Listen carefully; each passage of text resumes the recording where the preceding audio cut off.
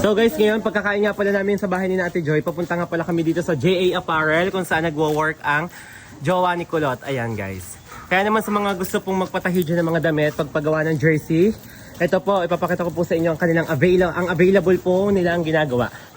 Guys, old price po yan, hindi po yan updated. Ayan.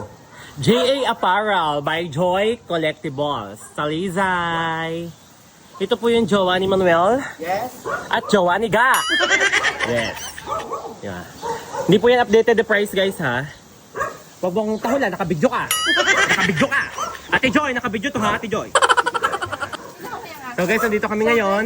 Yan. Open po natin. So guys, nandito po kami ngayon sa Victory Mall para po silang naluging Periantes.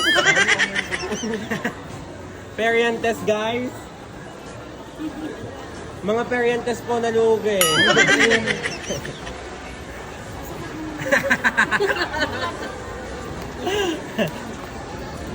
Crush po ni Kulot.